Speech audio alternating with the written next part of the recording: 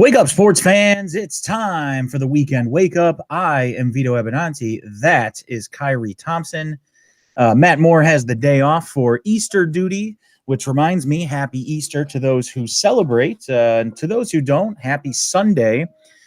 We have, as always, a ton to get to, and you may notice that the title of this is listed as test. That's just a little technical error, but we'll get that fixed later on.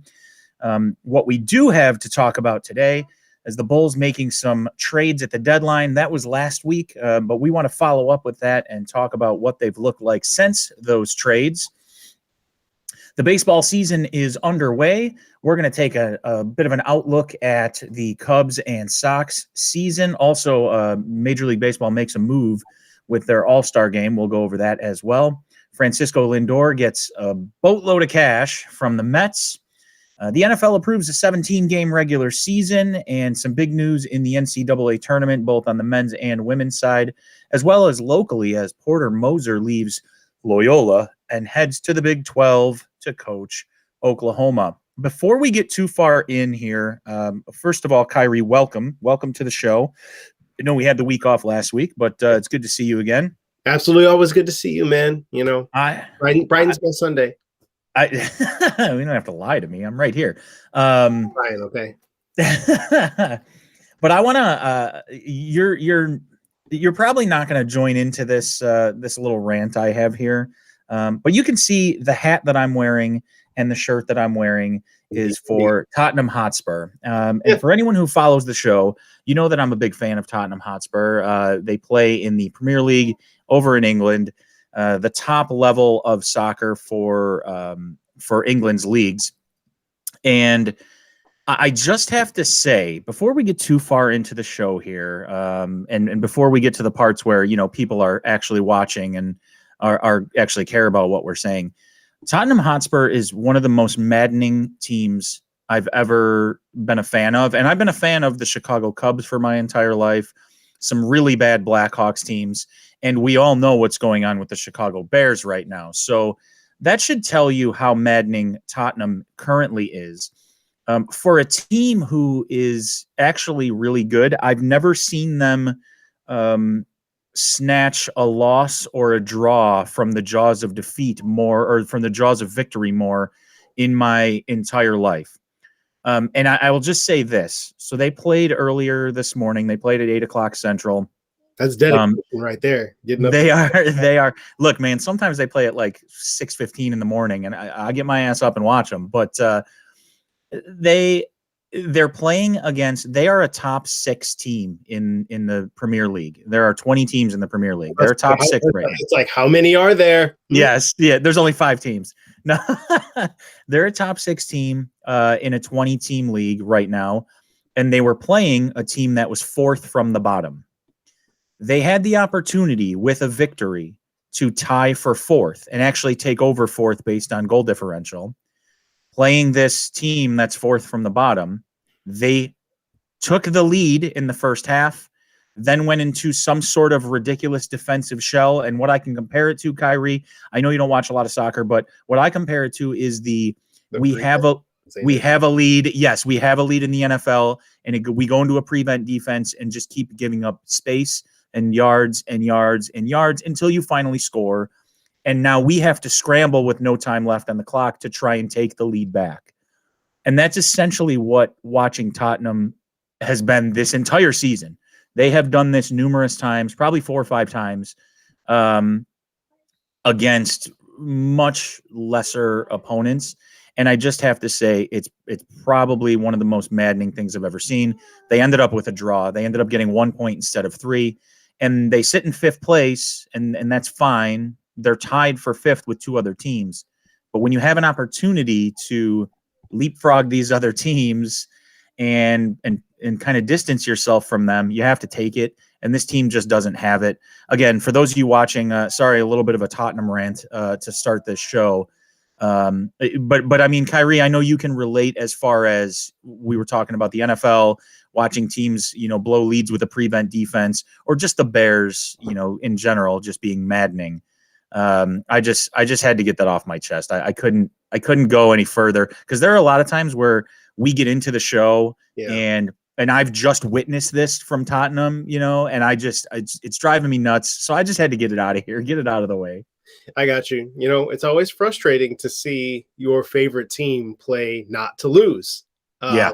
And that's definitely what it sounds like. I cannot claim to have watched it as you have, but I mean, the feeling is always the same. It's just why I personally don't like the prevent defense. I mean, I think that sometimes it works more out of pure luck than it's actually the right play. Correct. But I that to me speaks of a team that is more playing not to lose than to win. Yep. I feel like, you play your normal game all the way through and that's it. That's it for me. That's how I would do it. But I am not an aficionado in football. It was well, it was funny because they gave up a goal early. They were actually down to Newcastle early, and I'm thinking to myself, like, how can you continue to fall behind to these teams? They then scored 2 goals within 4 minutes, and it was like, okay, you took that 2-1 lead. Keep the pressure on. Put this game away, and they just can't seem to do it. They just aren't a team that can figure out how to do that. It appears, because in the second half, they came out in the second half. And you could already tell that they were sitting further back and waiting for the game to come to them. And it was like, well, we're just going to play counterattack. And it's like, that's not the way to win. I mean, I get it. I understand what you're trying to do, but that's not the way to win games. Attack, win the game, put it away. And they just couldn't do it. So sorry, I had to get that off my chest. For those of you just joining the show, we are going to get into the stuff that everybody else wants to talk about. Again, we've got Bulls talk, we've got Cubs and Sox talk, and we've got NCAA tournament talk. We're going to jump right in right now and talk about the moves that the Bulls made at the trade deadline. Now, I do want to preempt this by saying the team has lost six straight games in 8 of 9. Now, this was dating back to before the trade deadline. Right. But they did make a huge move at the trade deadline. And I know we had a separate conversation. It was, about what this meant for the organization. Watching Arturas Karnisovas, make these moves that we really haven't seen from this organization under previous leadership for the last, 15 years or so. So Karnisovas busy at the trade deadline. Incoming players, and I'll just put them all together right here. Incoming players: Nikola Vucevic, Daniel Tease, Troy Brown, Javonte Green, all coming in. Wendell Carter Jr., Otto Porter, Daniel Gafford, and Chandler Hutchison, and a few draft picks on the way out. So Brown was acquired in a 3-team deal, and we're going to get to the big move in a second. And I don't know if you can see Penny's head back here in the corner, but she'd like to say hello to everyone watching at home. Hi, Penny. Brown was acquired in a 3-team deal that originally showed Mo Wagner coming to the Bulls as well. Wagner ended up in Boston for Tease. But that said, I'm going to make the dad joke that I made to you guys when the original trade was announced of Troy Brown and Mo Wagner. It appears all the Bulls got for Chandler Hutchison was a former Patriots wide receiver and a 19th century composer. Which, obviously, to be fair, though, that's an excellent haul for Chandler Hutchison because he sucks. That's true. Like the fact that they got two actual living, breathing players for Chandler Hutchison was already a victory. Yeah, I mean that's one of the worst first round picks in recent memory for the Chicago Bulls, and this is the franchise that drafted Marcus Teague. I mean, right. so I mean, yeah, I think that all things considered, that is a solid. That's a pretty solid haul. And then obviously they were able to flip Wagner to Boston. And kind of on that note, right? So and talking about Daniel Tice, right? So he's been a guy who he's an undersized center. He's like a 6'9" center or something like that.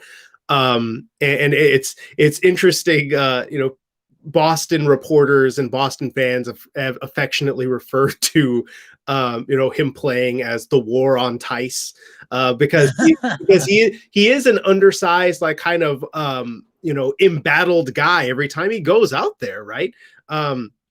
So he is always battling with like the Joel Embiids, of the world and stuff like that in the starting lineup. He's a pretty solid defender given all of that. But I mean, obviously when he's faced with a true big, it's like, it's a tough task for the man.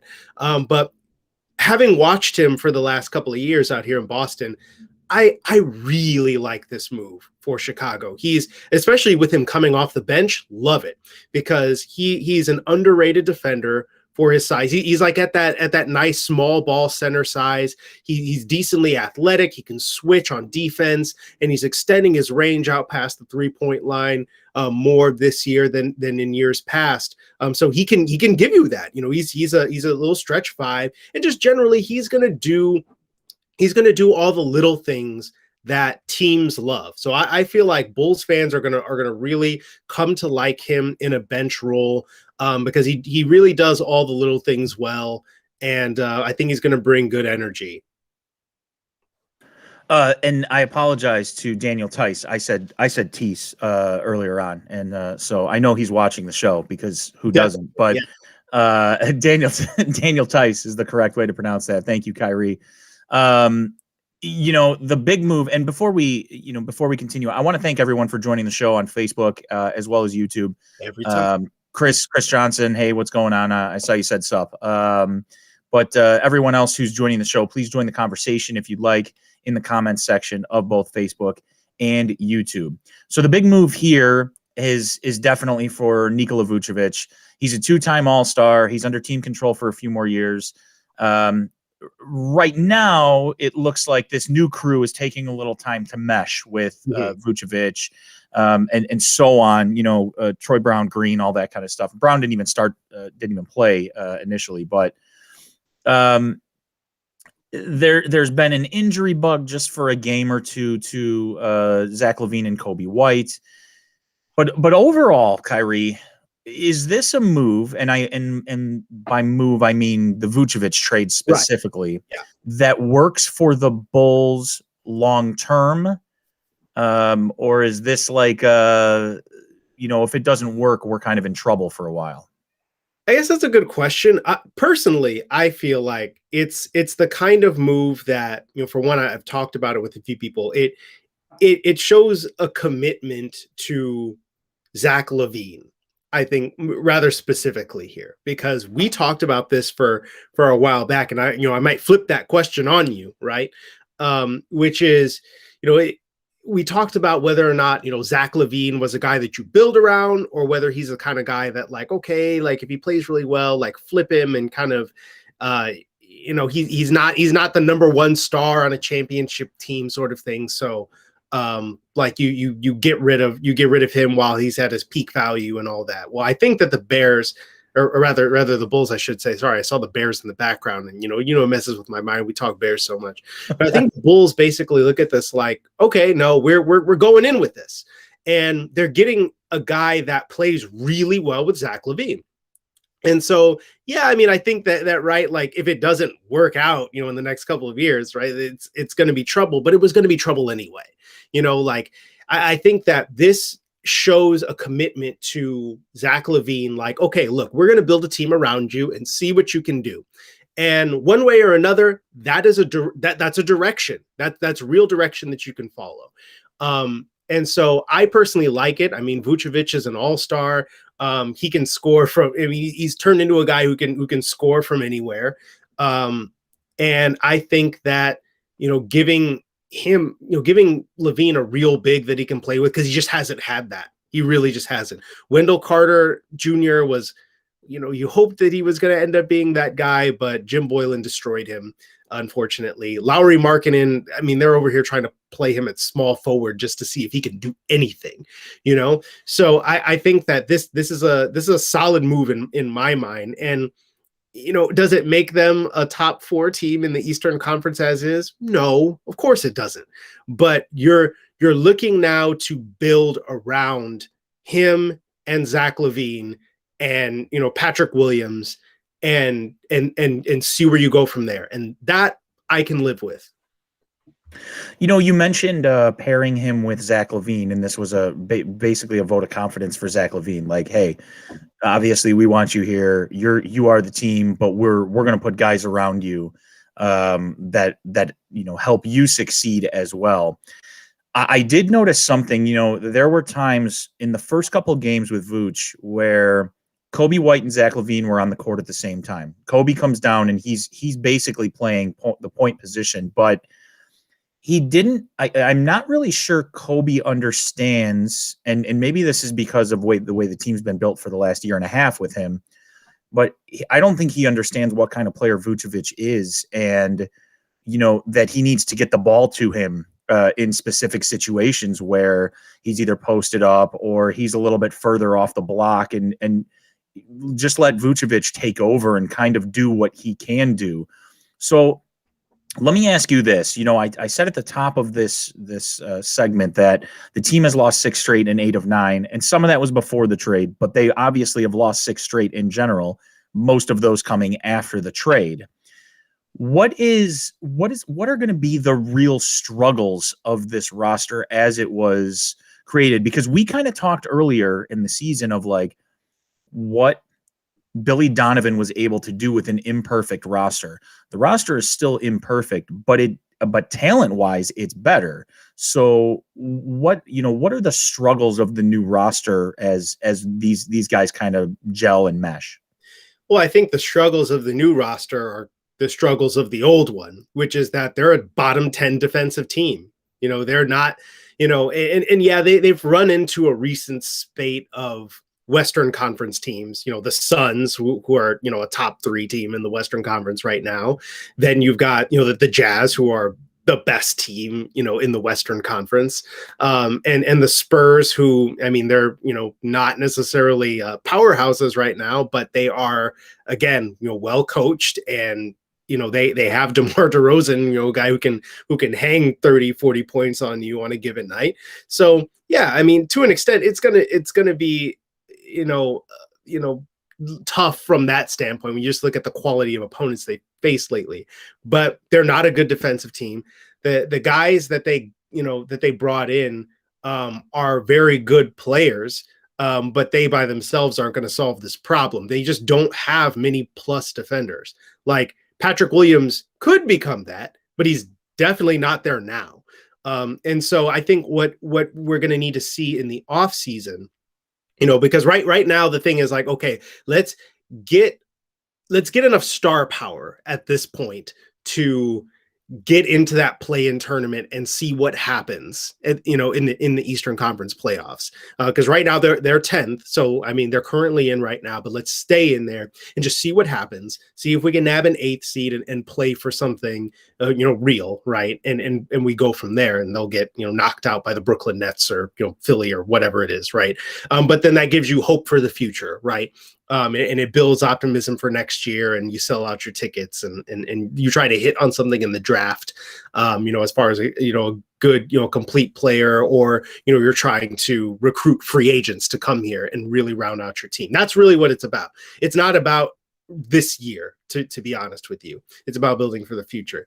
Kind of from that standpoint, I'm thinking about when we first heard about Arturas Karnisovas and Mark Eversley coming in here, and we're just like, okay, I guess we'll see. Do the Bulls have competent ownership now, right?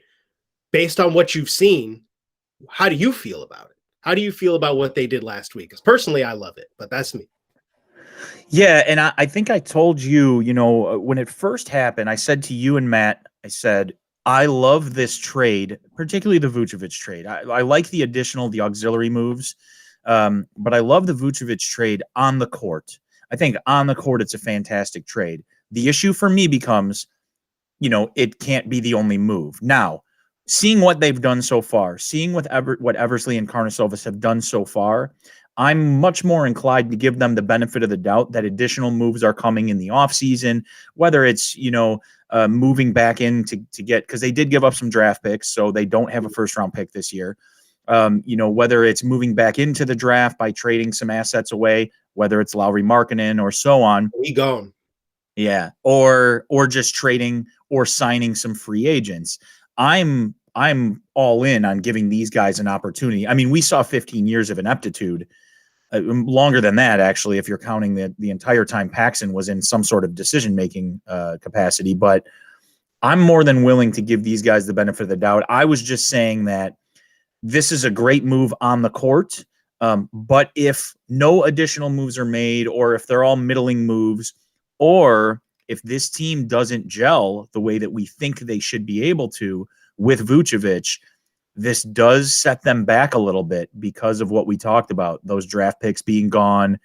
Some of their young players, look, none of the guys they gave up should have been here long term. We talked about this weeks ago.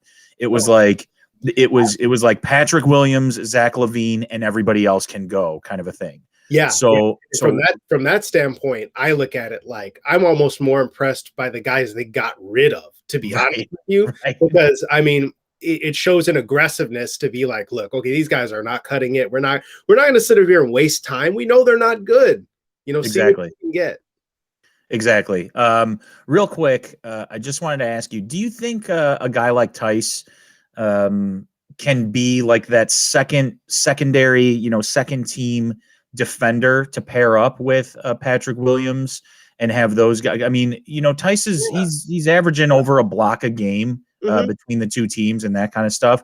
So something like, putting two bigs down there, do you think that they'll mesh well together as far as a defensive strategy goes? Because I mean, you mentioned it, they're a bottom 10 defensive team overall, but was that the idea behind getting Tice along with the rest of these guys? Absolutely. I absolutely think so, because I mean, Tice functioned just fine as a starter, but I feel like him being in a bench role is going to be great for him. And I think that, you mentioned specifically Patrick Williams. I feel like those two are going to play well together, because I think that from an effort standpoint, I think that, when they're especially when Williams is going, right, he still has a lot to learn, but he's a good effort player, and like, for example, like I point to that block that he made on DeAndre Ayton the other day on that alley-oop. I mean, like that's instincts and effort, not giving up on the play. And I feel like that kind of thing is gonna could help Tice and Williams play really well together. And I think that maybe having them on the court, he could teach him a few things. But yeah, just generally, I absolutely think that is a good part of the reason why Tice is there. He's an underrated shot blocker for being the height that he is, and again, maybe playing him as a small ball kind of center, for teams that go smaller on their second unit is going to potentially be right up his alley. You know what I mean? So I think that's a great move to kind of anchor things. And now you're looking for again, a two-way player to come in the offseason or in the draft. So I think that's a solid move, though, in terms of you don't have to go out and now get that guy because you just traded for him.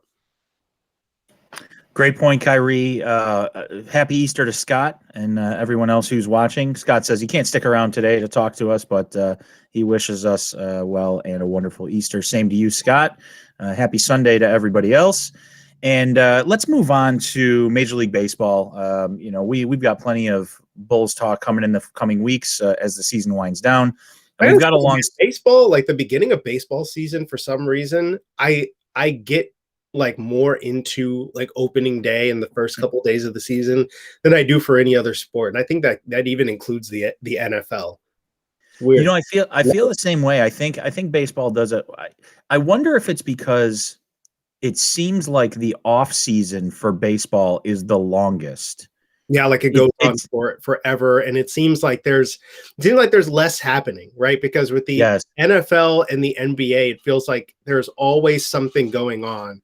And with baseball, it drags on. I also just thought, right, like it's spring, right? Like we're starting to like, kind of emerge from our winter cocoons, and even more so this year, right? Because of COVID.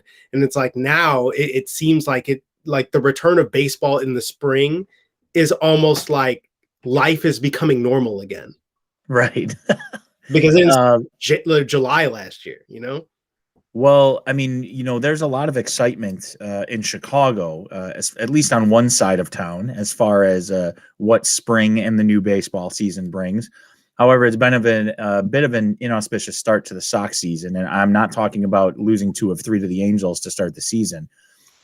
Before the season began, Eloy Jimenez out 6 months with a torn pec, making a play in quotes, I guess, in left field. And look, we know his adventures in left field are pretty well known, and they're only a year into his career. I'm just wondering, but before we get to the deeper dive on the White Sox moving forward, despite his youth, and he's still pretty young, is it time to take him out of left field and make him a full-time DH? I feel like it's still too early. I think that the other thing is, like, you're waiting to see if Vaughn can be better, can be good in a way that Eloy hasn't yet, and you might know that by the end of the year, you might not. But the other thing is that you want to be careful with that move, because not everybody responds well to being taken out of the field and just hitting, right? Because I think for some guys, it's a mental game, right? It's like, if you don't have anything to kind of take your mind off the fact that you just struck out in the field, or you struck out like 3 times, or you're 0 for 4 or whatever, sometimes that can get in a guy's head because you're not doing anything else. I don't know enough about Eloy to know if he's that guy or not. But I really think it's going to be a bit of a waiting game. And it's also going to be a question of, you have to have, I mean, assuming, Vaughn becomes the kind of hitter, Andrew Vaughn becomes the kind of hitter that everybody thinks that he can be, he's going to have to be in the lineup. Eloy is going to have to be in the lineup. And assuming Abreu's still around, you've got to find at-bats for him. So it's hard to say what you should do with them, right? Because if Eloy comes back and you're still not sold on Vaughn, then maybe Vaughn's your DH and Eloy's in left field. I think that it's too early to know. And maybe it could be that after this adventure in left field, he's just like, look, man, if it's going foul, I'm not gonna go leap into the stands for it. If it's going over the fence, I'm not gonna screw around. Because I mean, part of the issue here was that he jumped up to rob the home run, failed, and then he hung on the fence. And it's like, maybe you're not doing little things like that anymore. It's like, okay, I've learned my lesson. If it's breaking towards the foul line, and you basically follow the Andrew Vaughn school of stuff. If it's breaking towards the foul line, I got it. If it's going to my left, Luis, where you at? Like I think that he's also had those kinds of adventures where Luis Roberts coming in from center field, and he's not even really ranging that far to his left, and Luis is there. It's like, you know what? If you want to come run over here and handle that, you go ahead and handle that, because they need his bat in the lineup. I feel like if Eloy is able to return this season, he's probably your DH, because at this point, why risk it? I think that's an evaluation you want to make next year, though, depending on what you think of Eloy's progression there, as well as what you think of what Andrew Vaughn's done. But here's my question, real quick, Kyrie. Yeah. Here's my question: If you're a player in the field, you are a fielder, okay, and your mentality is to go 100% for everything. Are you going to be able to temper that to your point of like, well, maybe I don't jump up on the wall and do that kind of stuff? And at what point, if you do at least mentally tell yourself, I'm not going to do these things, what point do you become, look, we know he's not the best left fielder already. He's not he's not going to be an elite left fielder more than likely. At what point does it become even more of a detriment to your fielding that you are now not going for these balls and that kind of stuff, because mentally you're like, well, I can't do that because I don't want to hurt myself or something along those lines? Well, I think it depends, right? And I think I was kind of careful to, kind of discuss, right, like going for, like, robbing a home run, right? Like you of course you don't want to just, like, if the ball is potentially within your reach, you want to do it, but like, don't hang on the fence afterward, right? Or like, don't like try to dive into the seats to steal a foul ball, right? Like, if it's in your reach, sure. Otherwise, watch yourself. and be careful when you're going over into the netting, on so that's mainly what I'm thinking about. I'm not saying like never dive, never slide, or anything like that. I think it's just kind of knowing like, look, okay, if it's a feasible play, go for it. If you're talking about trying to go jump into the bullpen to steal a home run, I don't know if that's for you, man. And I don't think he's that kind of he doesn't have that kind of skill anyway. And in terms of the Luis Robert thing, I'm kind of just like, I mean, for one thing, my thought is like, well, Eloy doesn't always like go hardcore for some of those balls anyway. It's just that Robert shows up, and I think from there they just got to do a better job of communicating, because they had a little collision in spring training too. And it's just like, look, man, like they got to figure that part out. I understand the concern though. It's like you don't want to play tentatively, because that might lead to you getting hurt even more, right? If you're trying to pull up, after like when you're going full speed, and then all of a sudden you're like, okay, I got to slow down real fast. It's like you might tear something. Exactly. So I mean, you got to be careful about that kind of thing. I think it's just about being smarter about the little things, that like you can go hard, but don't do foolish things. And I think that's part of Eloy's problem.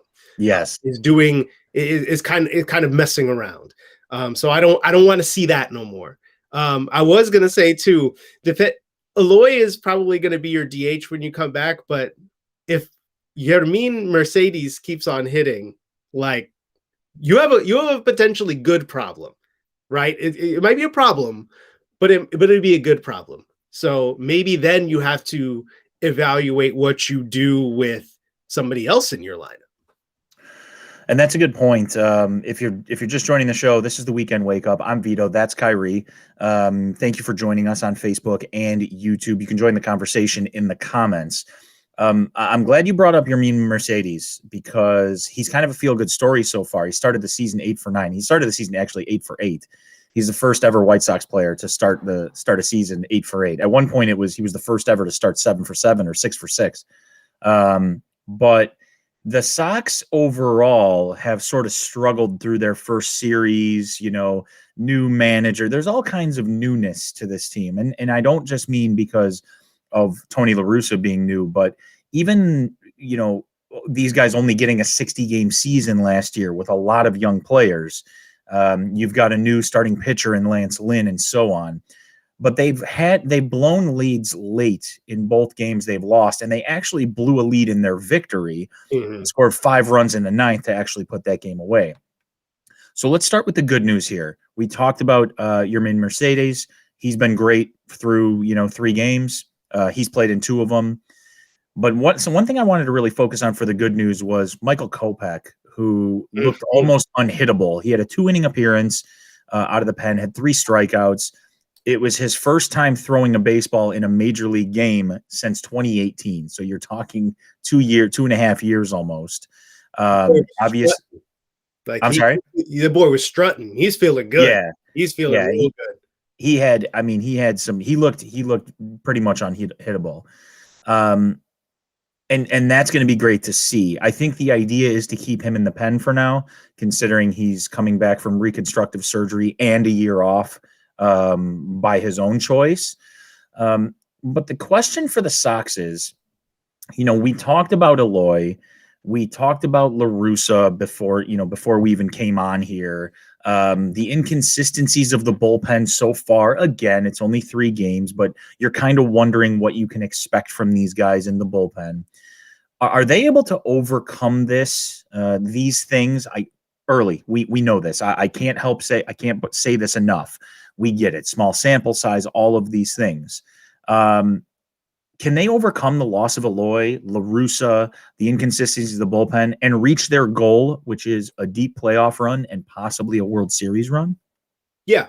I mean, I think that La Russa so far, I think that, struggles of the bullpen notwithstanding, it's not like he's made any kind of glaring errors to me so far that are just like, oh my God, he's just he's just not with it. He doesn't know what he's doing anymore. Again, it's only been a couple of games.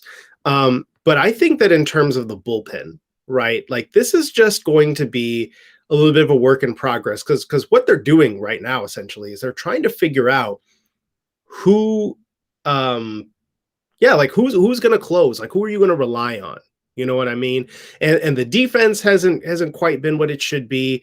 They gave up 2 unearned runs in that first game of the season, which was part of why they lost, despite pretty good pitching performance from Lucas Giolito.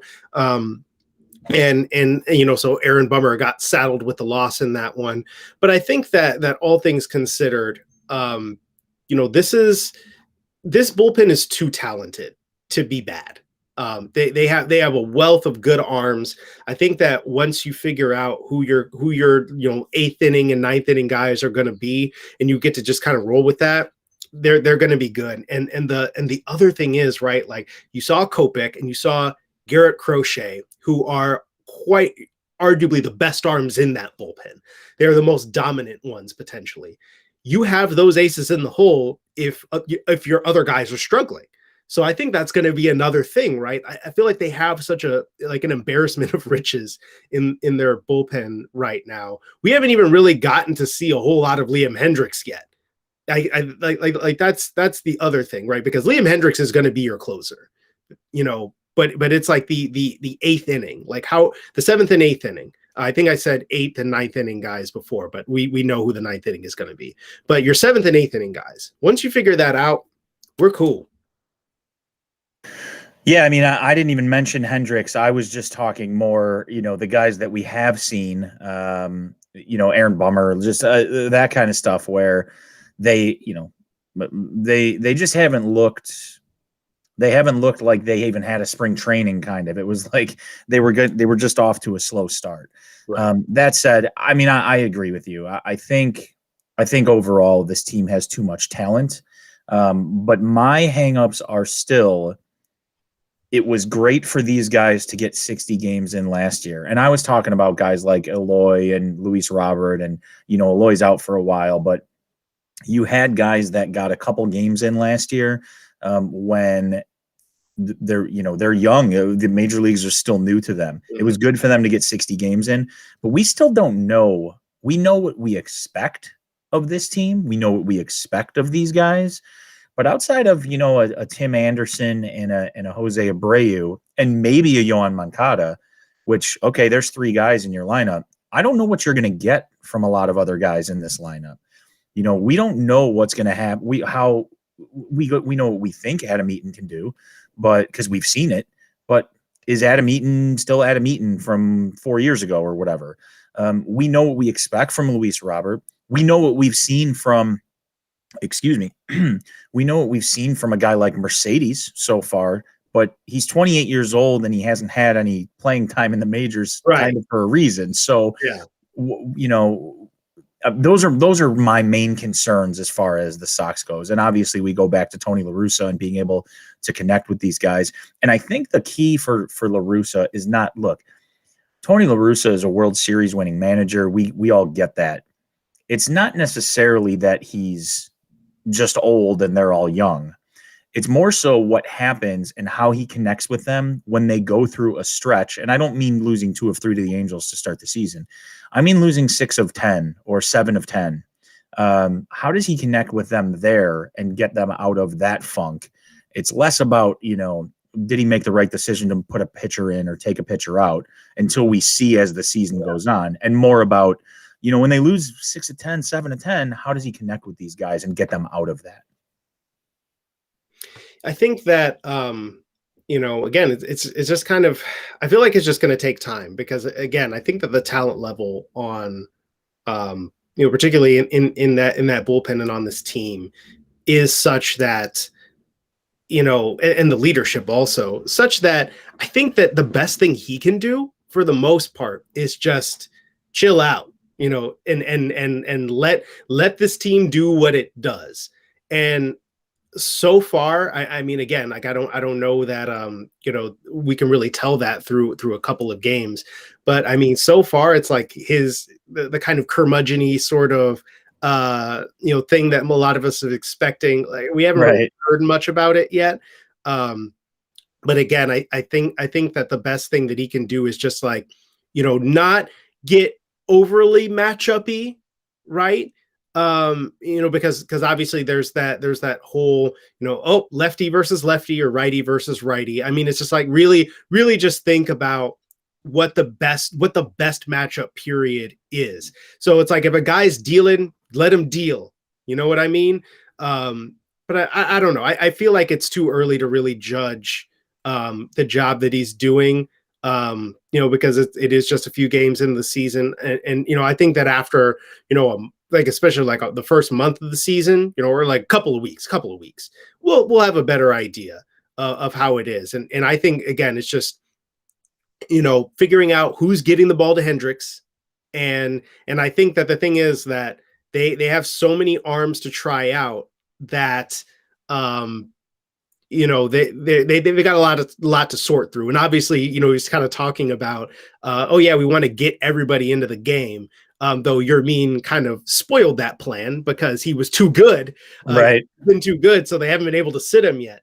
But I think that really he's just kind of in that mind of like, let's just get everybody out there right now, get him in the game, and then we'll see what happens next. So until like everybody kind of touches the field and we get a little bit of the consistency down, we'll see what happens. You're watching and listening to The Weekend Wake Up. I am Vito Abenanti. That is Khari Thompson. Matt Moore is off today. Happy Easter to everyone who celebrates. For those who don't, happy Sunday. And thanks for joining the show. You're welcome to comment. Also, we have a new YouTube channel, so follow the show on YouTube. Join the conversation live. All you have to do is search my name, Vito Abenanti, and subscribe to that channel. Eventually it will be named after the show, but you can't do that due to YouTube rules right away. So again, follow the show on YouTube, join the conversation, search my name, Vito Abenanti, and you will be able to subscribe to the show.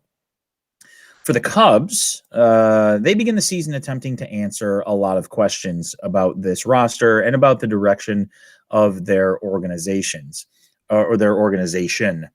I want to talk about one thing in particular. So coming out of spring training, Nico Hoerner, who was on the roster last year and was a starting second baseman for a good portion of that 60-game season, was sent down to the minors. Jed Hoyer, who is the president of whatever position that he took over from what's that guy's name again? Oh yeah, Theo. We forgot about him already. Mm-hmm. Jed Hoyer said they were looking to get Hoerner consistent at bats, and David Bodie earned a chance to play every day for the Cubs. I mean, notwithstanding David Bodie has a major league contract, and Nico Hoerner is still a young guy that they can send up and down. Hoerner hit 222 with a 571 OPS in a shortened season last year, which is not spectacular. He did hit 364 in spring training this year, but he ended spring training in a 4-for-23 slump. So my question to you is this the warranted move for a young guy who struggled in short stints in the majors, or is this service time manipulation? Because if they send him down for 31 days, the Cubs get an extra year of control. So is there any merit to the service time manipulation thought, Khari?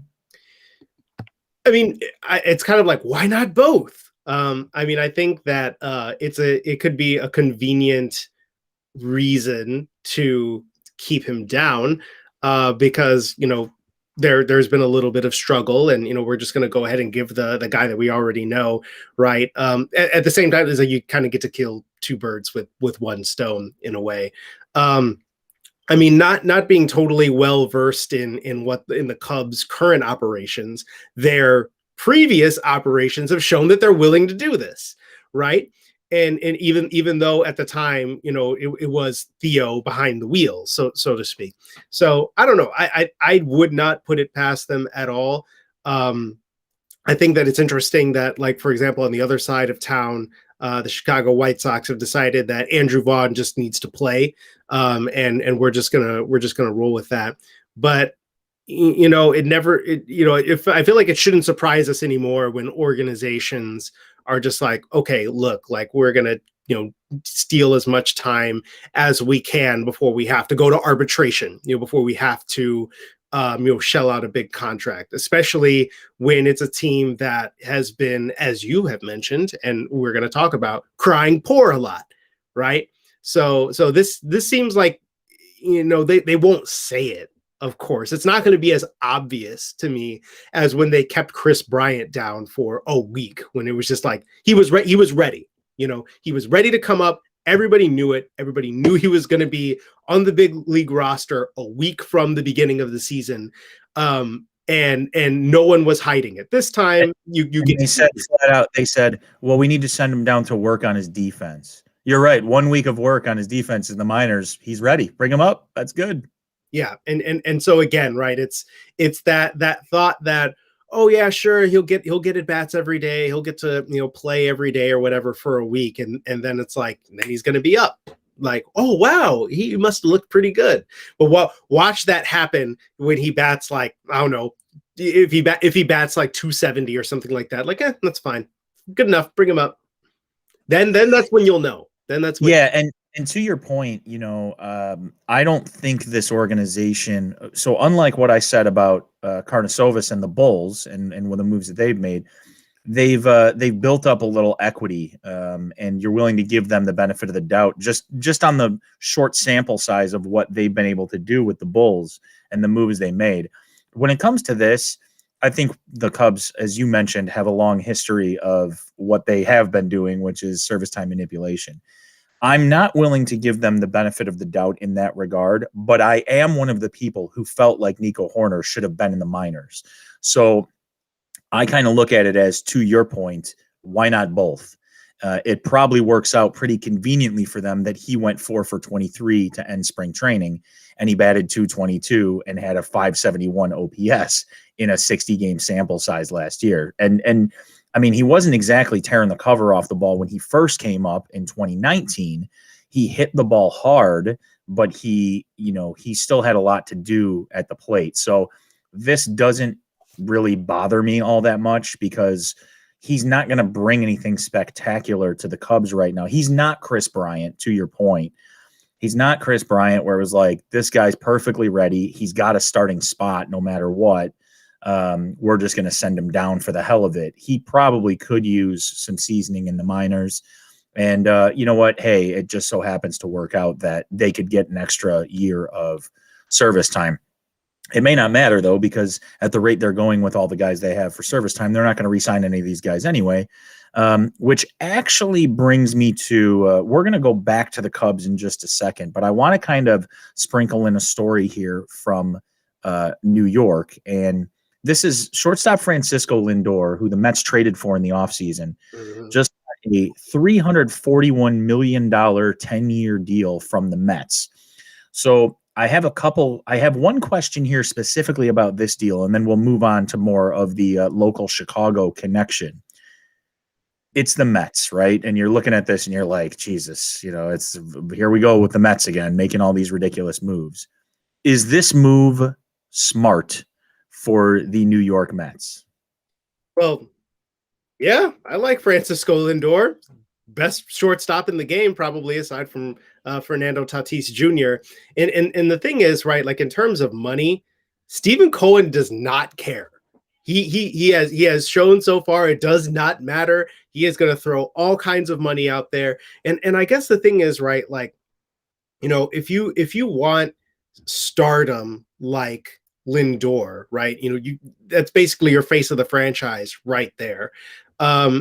You wonder, how much, especially once people start, coming back to the ballpark, and you could market Lindor and all that, like how much that, might not end up paying for itself, to an extent. And I mean, the contracts that these guys are getting is kind of crazy right now, right? Like you're seeing a bunch of people up over the $300 million mark.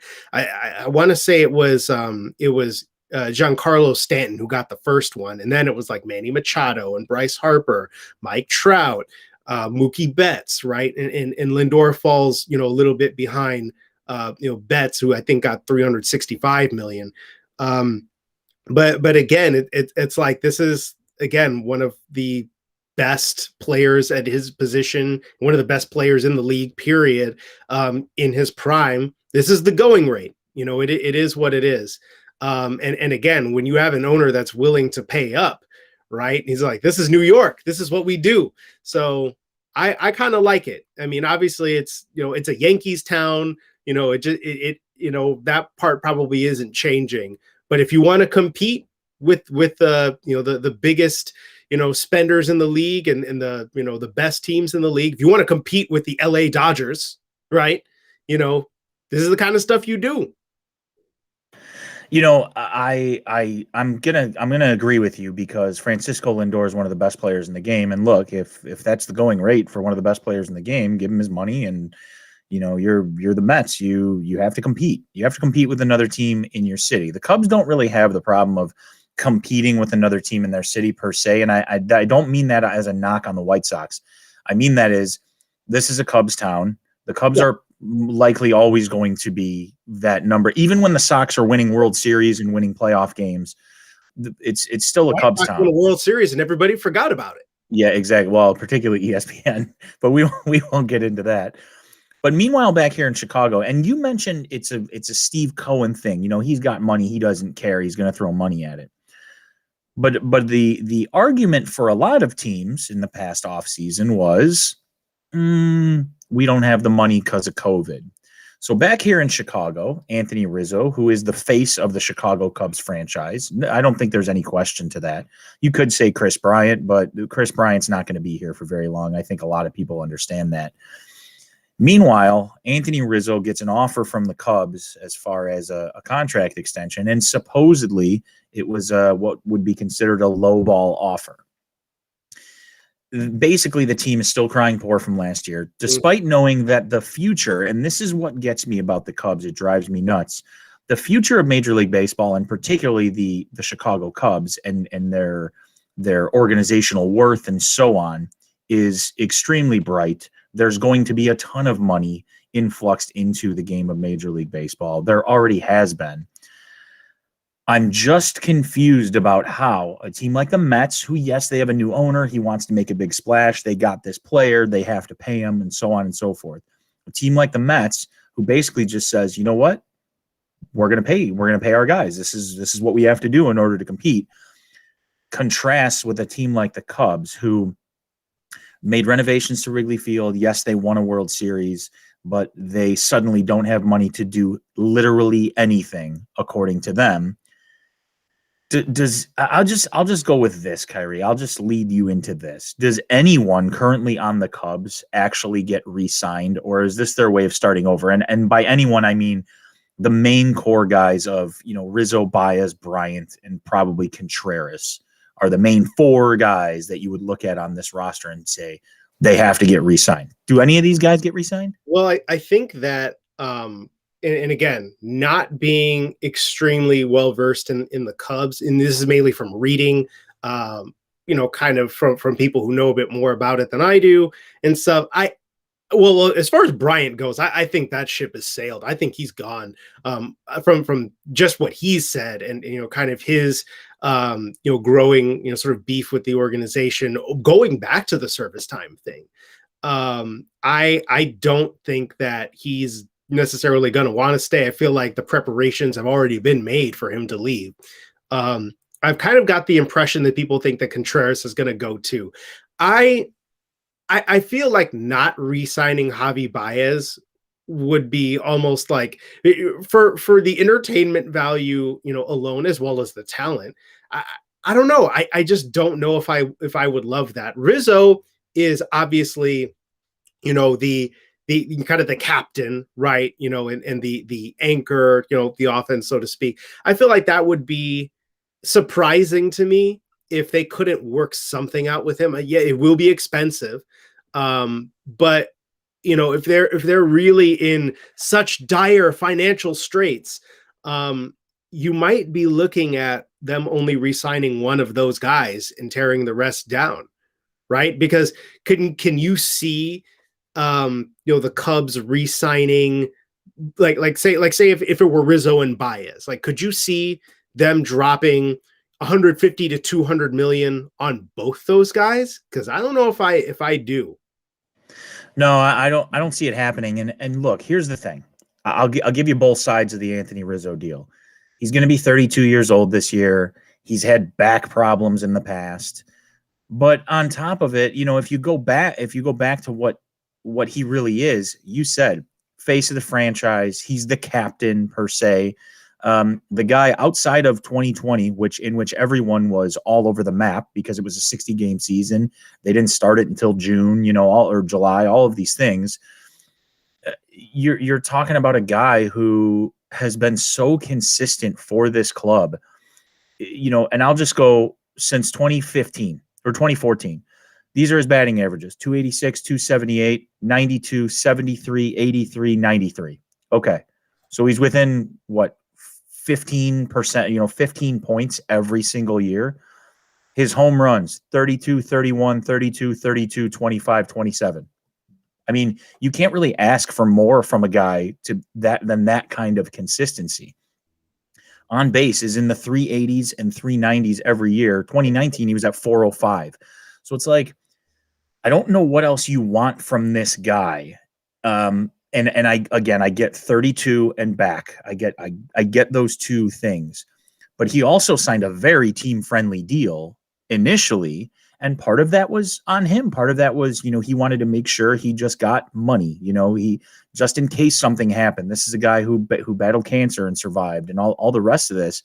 So he took a very team-friendly deal on his own accord. Mm-hmm.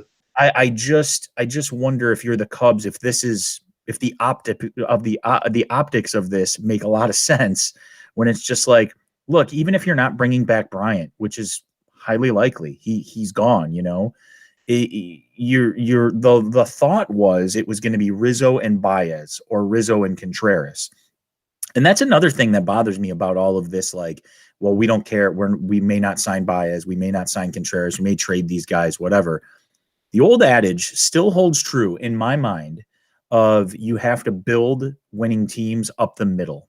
And by that, I mean catcher, obviously pitching, but catcher, shortstop, and center field. Okay. So if you have top tier, I'm not going to call them elite, but you have relatively top tier players at catcher, shortstop, and who knows what Ian Happ is in center field, but catcher and shortstop, already you have these top tier guys. If your whole plan is, well, we can just find other ones, that's how organizations end up in the basement for 10 years. Is, well, we can just find other guys like this. And we've talked about it with the Bears, letting wide receivers go and so on and so forth, and just saying, well, we'll find a new guy, but then you don't actually replace him. So that's my biggest concern here. And, Michael on Facebook's like, if Bryant walks, if they don't re-sign Rizzo, if Contreras is gone, why would Baez want to sign? And I mean, he's got a point. More money but, that you would devote to, that you would devote to him, that you wouldn't devote to somebody else. So they're going to be able to throw that at him. And I mean, obviously, though, you would throw in the idea that, okay, if all those guys leave and Baez is the last one standing, and another team that is going to be like, look, we're going to give you, $250 to $300 million to come be our star shortstop. Plus, we already have a bunch of other guys we can put around you. Well, that might be too enticing to pass up. I mean, but I mean, I think that, yeah, the main argument there is like, if they can pay him and if he wants to stay, if this is his first destination, then boom, like then that might make it simpler for him. Well, my issue with Baez is I don't think he's worth $300 million. I don't think he's worth 250. I maybe 180, maybe something like that. But I just don't think he's that guy. And Mike actually also posts on Facebook. And if you'd like to join the conversation, you can do so as well on Facebook. You're watching the Weekend Wake Up on Vito. That's Kyrie. But Michael makes this point, and I've made this point before as well.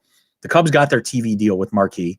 Then they punted by trading their ace, refusing to sign quality starting pitching, and now aren't going to sign their homegrown players. He basically says, if I was a Cubs fan, I'd be furious. And I am. And I have been for years, because they've been on a downward spiral. And that actually leads me into my next point here, my next question for you, Kyrie. The Cubs have been on a downward trend since 2018. I don't think anyone can dispute that. And the argument from Cubs fans has been, well, every year it's early, or, they'll be able to turn it around. We've seen what they can do in 2016, but every year they get further and further from 2016 and even 2017. It just becomes, this is who they are. Even Baez made a comment, I think, at one point about, well, we kind of lost that fire. Why would you lose that fight? You won one World Series in the last 108 years for this organization, and that was it. We pack it in. We're good. We hit the peak. We're gone. And these guys were all in their mid to early 20s, and they lost their fire. Anyway, I'm going to ask you this. Can this team, which has been on a downward trend since 2018 and has rotation issues this year. I've jokingly said that they have 2 number 2 pitchers and 3 number 5 pitchers, and that's their 5-man rotation. They have bullpen issues. If you ran down the list of bullpen guys, if you could name me 3 of them, I would be amazed. If you looked at the names and could understand who 3 of them were, I would be amazed. And then they have lineup issues. I mean, we've talked about what Bryant has become over the last couple of years. Is it because of injury? Who knows? We've talked about Baez. But all things considered, can they compete for the division and make the playoffs one more time before, as we've talked about, this pretty much inevitable roster implosion at the end of this season? I don't see it. And again, this is, I'm not as qualified to talk about them perhaps as I am on the other side of town, but I don't see it. I mean, I think Kyle Hendricks is your runaway best pitcher. I don't know that they have the starting rotation to do it. And by the way, me saying that about Kyle Hendricks is not a knock on Hendricks, because I really like him and I think he's very good. But Jake Arrieta is I don't really see him as being the same guy that he was when he came in here and dominated and helped this team win a World Series. And then in terms of the roster itself, it's you have the same core, but they're another year older, another year removed from the prime year. Like Chris Bryant hasn't put up the kind of MVP numbers, right, that I mean he did in 2016. He hasn't really approached that, though he's still been a pretty solid player. I don't know that this core has another level up to go, right? And if they don't, then you're relying on you're relying on other guys to step up, and I just don't know that they've got it. Like, to be honest with you, I don't know that I see like a Nico Horner, when they eventually bring him up, or a David Bodie, or something like that. Like, anybody else who could become an everyday player. Like, Jock Peterson's not going to change the game for me. Right. Yeah. Not changing the game for me. We've seen what he is. He's okay. Right. I'm inclined to agree with you. I just don't know where they're going to get it from. You're expecting Rizzo to revert back to his old form, and that's fine. 2020 was an off year for everyone, but you're also expecting Bryant to return to 2016 form. You're expecting Baez to return to 2017 or 2018 form. You look at this roster and you're just like, these guys all had 1 or 2 good years, and that was fine. They were young, and you were expecting that to continue, but it hasn't. So in reality, what do we talk about small sample size, and then we talk about as time goes on, it's almost like Denny Green, like they are who you thought they were.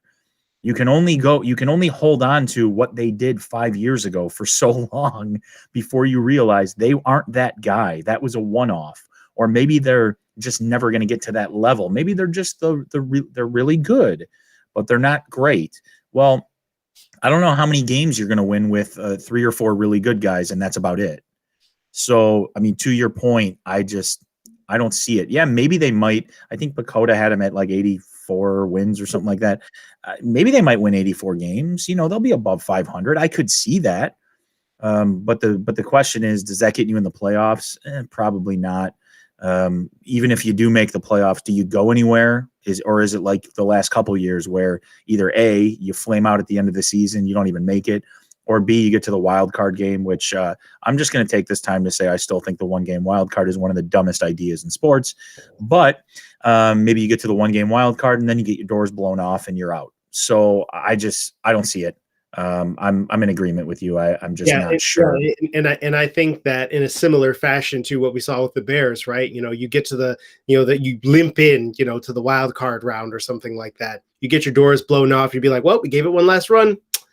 Couldn't hack it. And they're not going to bring that back. You know what I mean? Right. Use that as a reason for it's time to move on now. Right. Yeah, no, you're exactly correct. Sticking with Major League Baseball for just a minute here, the MLB has moved the All-Star Game out of Atlanta. Now, I'm just gonna we don't usually get too deep into politics here, so I'm not gonna delve into the politics that led us to this point, because that could be an entire show. We could talk for an hour and a half on that in itself. But I'll ask you this: all things considered, did Major League Baseball make the right decision here? Because we know as a league, they don't always do that. Right or see, I feel like right, like it's hard to say if it's right or wrong, in terms of like what it's going to do for the league itself. Me personally, I love it because I look at it as I want to see more people. I want to see more of this, honestly, like, leagues speaking up about, about what they see when they essentially they see, voter suppression and very obvious, kind of tyranny in a way. If we're going to be real about it. I mean, a lot of people are like, looking at it like, oh, it's not really voter suppression. Like you've been kind of, led, falsely to that conclusion. Like, but it's like, look, like you gotta look a little deeper than that, because I feel like the Republican, state being, more in control of the election process, because that's the thing that people aren't talking about, right? Is the state government now having more control over the local elections process. And you can't divorce the history of voter suppression in the South, in Georgia, in Alabama, and really throughout all of the former Confederate states. You can't divorce the history of that stuff. And again, it's like history repeats itself, man. Like, again, I'll try not to do this too long either, but you just had an historic election in which Black voters really showed up and showed out and turned the tide, to elect a presidential candidate. And now, well, all of a sudden, we got to look into this election process. Like, right, this is the same stuff that happened like 150 years ago, guys. Like, this is not rocket science. This is what happens when marginalized groups seize power and seize the rights that they are entitled to. I mean, that after the Civil War, Black representation in state governments and in local governments skyrocketed, because it's like, yeah, we're free, we can do this stuff, we're going to elect our own leaders to local boards and all of this. And then what happened, right, was the death of Reconstruction and Jim Crow for 100 years to stamp that out, because we can't have that. Like, this is just what it is. Racism does not go away; it just evolves, and they try to do it in the subtlest ways to make it be like, oh yeah, well, that's not really what's happening here. And I feel like I am a bit surprised that Major League Baseball was, I mean, because their All-Star Game happens to be in Atlanta, right? Right. I'm sure the NBA probably would have been having this discussion as well if they had passed this law, when the All-Star Game was going on down there as well. So right. I think that, again, like, I need to see more of this, especially from a league that has historically been very slow on issues of race and integration and all of that. So there's a lot of people talking about, boycotts and, yeah, we're going to boycott MLB. First of all, no, you're not. You're a liar. You're still going to watch the games. Even if you don't, who cares? I don't care about you. Who cares? Yeah. And sure, like maybe like, MLB might, if enough people actually boycott it, yeah, maybe it'll hurt the bottom line or whatever. But in the end, for a little while. Yeah, for a little while, but in the end, it's going to even out, and history is going to leave you behind anyway. So go ahead and rail and scream about it.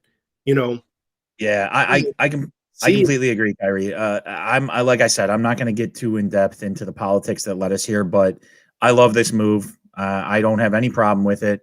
If people do have a problem with it, that's their opinion, and that's fine. If they can come up with a reason why they think it's okay, what happened, go for it. It doesn't bother me. We look over the last 4 years and even beyond. I mean, we've seen people justify just all kinds of ridiculous garbage under the guise of whatever they want to call it, patriotism or who cares. But I mean, I'm fine with it, and you do you, and I really applaud Major League Baseball for taking this. And to your point, I don't know if I expected it from Major League Baseball. From the NBA, yeah, I probably would have expected it. Not so much from Major League Baseball. So good for them. Real quick, not a lot of NFL news other than the NFL approved a 17-game season. Just seems like in midnight, one night randomly, they were like, "Oh yeah, 17-game season." So here's why this confuses me and why. So it adds a game to the regular season, and that's fine. More regular season games, more money for the league, one fewer preseason game. But it's confusing to me because it's like, you don't need 4 preseason games, so you went down to 3. You probably don't need 3. I think 2 would suffice. So if you're the players and you're looking at this and it's like you added a regular season game, you took away a preseason game, and that's fine, but you still only get one bye through 17 weeks or 18 weeks technically, but 17 games. You only get one bye. Mm-hmm. A league that dropped nearly $30 million off its salary cap, preventing guys from being signed for either A, what they're worth, or B, altogether, and attributed that to COVID, despite signing new billion-dollar TV deals. How would the players come close to being in agreement with this, especially the way it's currently written in its current incarnation? I've seen a lot of people just be like, well, this is the collective, kind of bargaining agreement or like that, basically like this is part of the deal that you signed. And, you can talk about obviously the beef that you have with, like any beef you have with the NFL players, association with their union and, what they have and haven't done. But I feel like, especially with the NFL, because I really get the feeling that it's not nearly as equal a partnership as like maybe another league might be. I feel like with the NBA, especially the players are more powerful there than they are in the NFL. So I feel like a lot of times there's more concession. And I feel like this is just it's a money grab, right? It's a total like, look, we need more revenue. And if it goes well, and if people's arms and legs aren't falling off more than they usually are, then of course, 17 games. Like, I don't know if I see this going away. And the players absolutely have a point in that, now starters are going to be playing one more opportunity for them to get beat up and get hurt and be less fresh for the rest of the year. And at the same time, it's like I don't know what adjustments coaches are going to be able to make to that, because it's one more game, but it's still once a week, and every game is still precious, right? So it's not like you can necessarily have a game where you play your scrubs if you're trying to compete for playoff berth, right?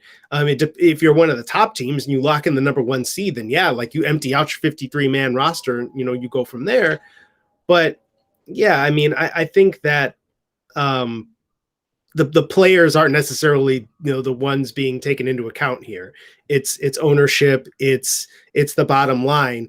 And the thing is, it's like, okay, well, if the players don't get on board, right? It's like not everybody is in the upper echelon of salary in the league. Not everybody's getting paid all that much, so your rank and file guys that are making league minimum or just a little bit above that, and then they're probably going to be out of the league in 4 years or something like that.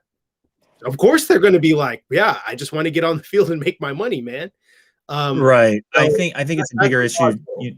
Like, to your point, I think it's a bigger issue for the 45th, 46th, 49th, 52nd guy on the roster than it is for Patrick Mahomes, like, yeah, it's one more game that you might have Patrick Mahomes getting injured in, but it's one more game for, him to throw some stats up, and people are going to tune into that. And hey, maybe it's an extra game to, I wonder if it goes both ways too, as far as teams making the playoffs.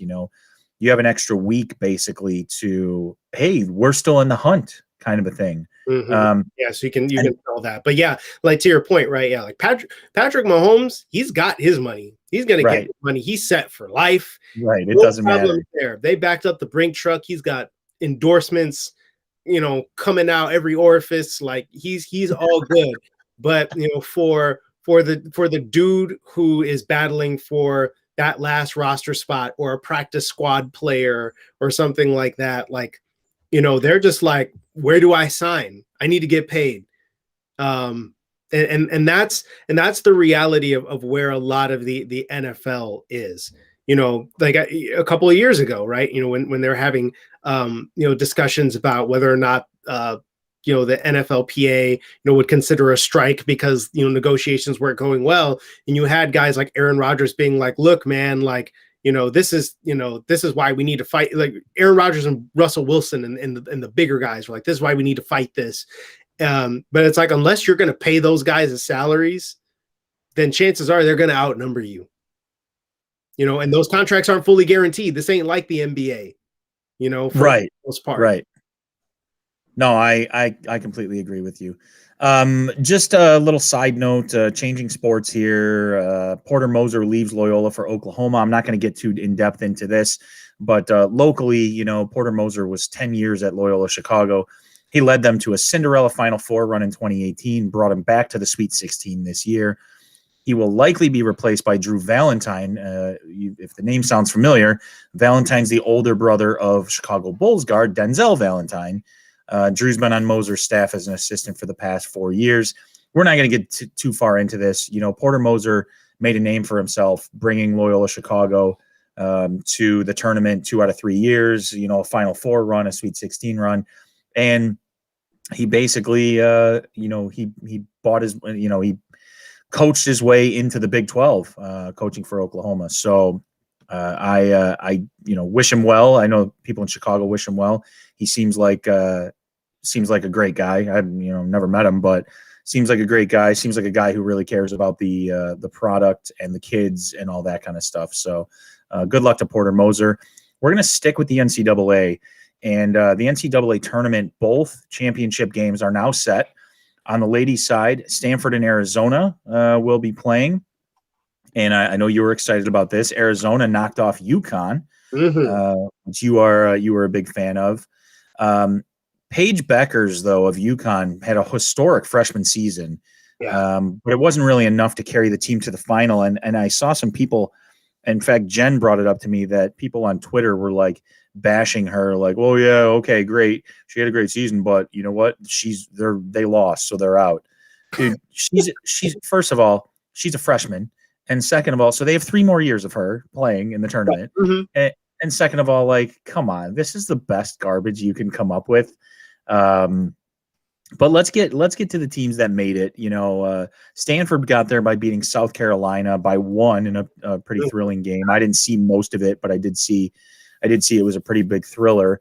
And we mentioned that Arizona took down UConn. So Stanford and Arizona, I mean, I'll be completely honest with you. I don't know a ton about either of these teams. I know they are powerhouses in women's basketball, and they're perennially, in the Elite Eight and so on.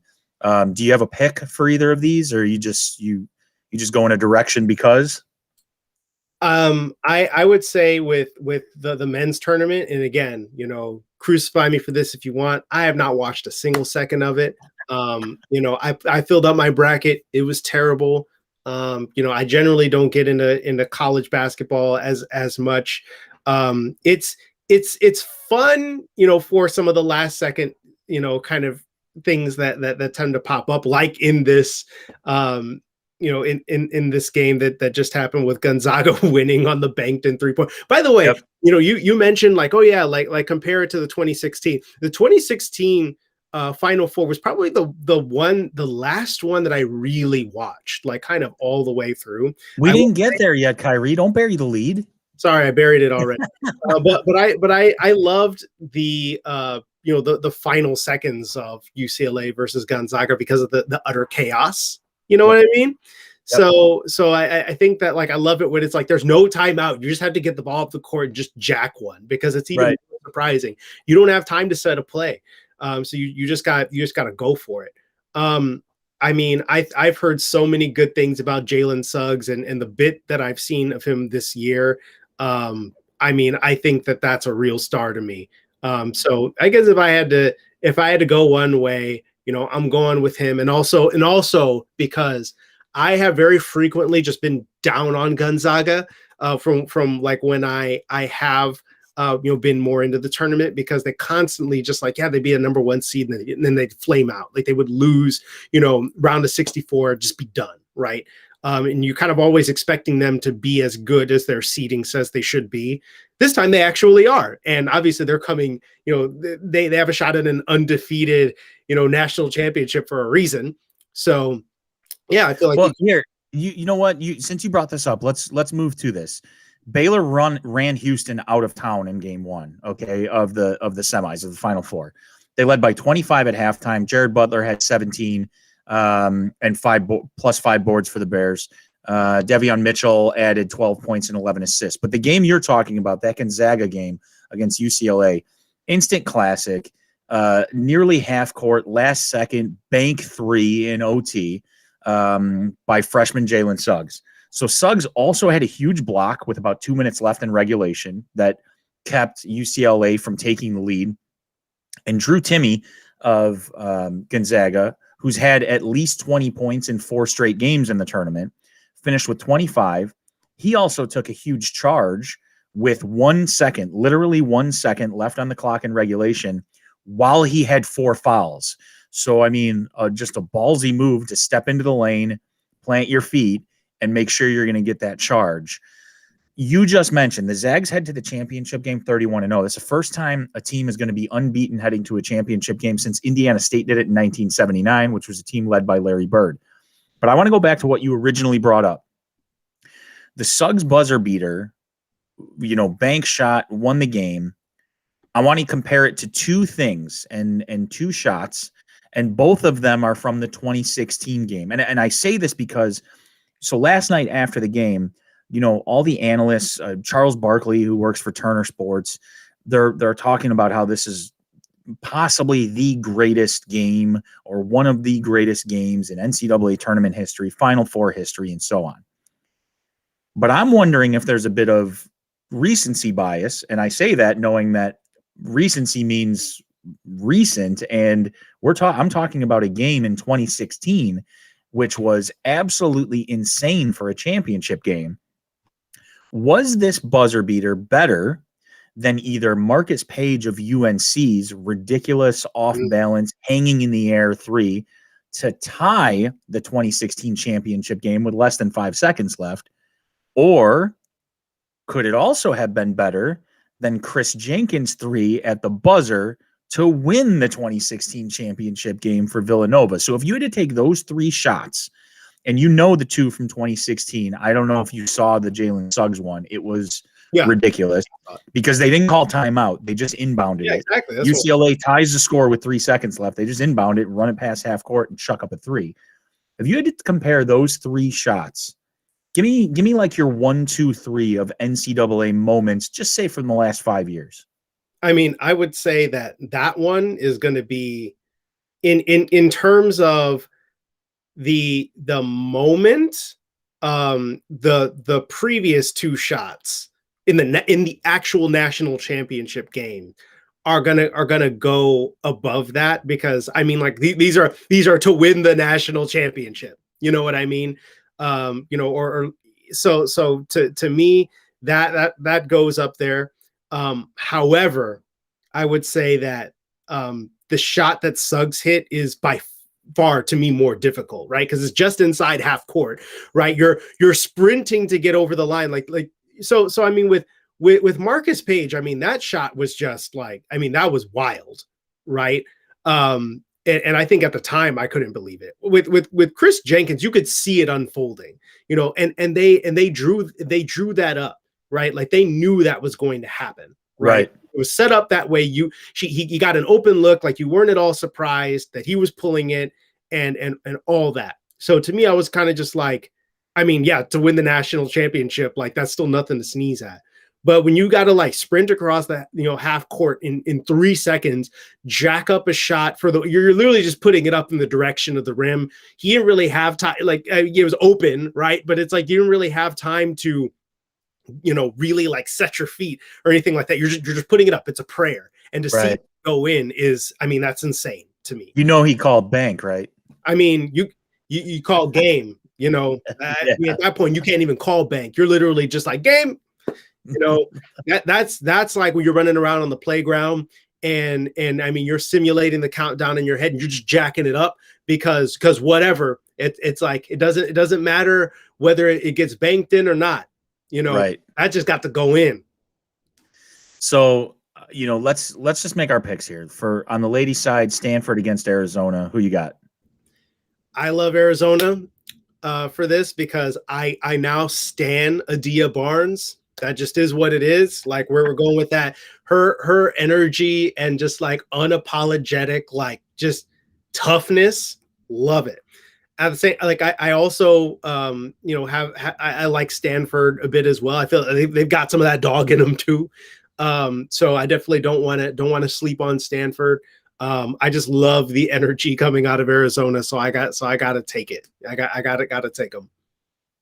I'm going to take Arizona too, just because they took down UConn, and UConn's this perennial number one. They're usually the number one seed in the entire tournament, and so on. Yep. If you can beat the best, you got a chance to take it all. So I'm going to stick with Arizona as well. Moving on to the men's, Baylor versus Gonzaga. You've got 31-0 Zags against a Baylor team that ran Houston out of town in the Final Four. Who's your pick? Gonzaga. I mean, and again, this is a informed person's opinion when it comes to college basketball. Like, how you gonna go into a game and expect a 31-0 team to lose? And again, right? Like if you've got a star like Jalen Suggs, like a real star, that always puts you in good stead. At the same time, this is college basketball, so that probably means I'm going to be wrong. Yeah, so it's funny because I'm going to take Gonzaga as well because I think they're the better team overall. I think they proved that they belong as the number one seed. They're 31-0, as you mentioned. They just have a really good team with guys like Drew Timme and freshman Jalen Suggs and so on. That said, I wonder, Baylor's a really good team, and I wonder if there's any carryover on the negative side from Gonzaga from this game they just played, an overtime game against UCLA. Yeah, they get a day off. Everyone gets a day off. But, just this incredible game, winning it the way they won it. I'm going to hedge, and I'm going to say I think Gonzaga is going to win, but I wouldn't be surprised if Baylor pulled it off. So splash. I love it. I love it. That's all we got for today, Khari. You got anything you want to add on this Easter Sunday before we take off? Don't be that college basketball fan who, trashes a kid for missing a free throw at the end of a game or a game-winning shot, because if you do that, then I hate you. So there you go. Yeah, I echo that. Especially, look, it's bad enough when people trash professional athletes and make them because they think they're lesser people. Just because, you make $1 million, so you deserve this. No, that's not really how it works. Just treat people like people. But yeah, on top of it, trashing college kids who definitely are not getting paid and are about 20 years old. You're just a scumbag. If that's, it's like, what about that purity of the game? These kids are supposed to be, this is supposed to be such a better game, better product than the NBA. Yep. They're not spoiled prima donnas, and we love our kids and all that stuff. And then you got kids getting like death threats and getting called the N-word on Twitter because they missed some free throws. Like, if we were still doing Get Real, that would have been my Get Real. We can bring it back. You know what? And we can bring it back, and you can do the same Get Real every week, and it'll still be relevant. Seriously. So do it forever. I want to thank everyone for joining the show. I want to thank you guys for your comments, Scott, Mike, Chris, everyone else that watched today and had some ideas as to if they wanted to say anything or not. You can definitely join the show. Go to YouTube and search my name, Vito Abenanti, and subscribe to the show as well. I want to thank you, Khari. Thanks, Matt, even though you couldn't make it today. I hope you're doing well with the family. Happy Easter to those who celebrate it. For everyone else, happy Sunday. We will see you soon.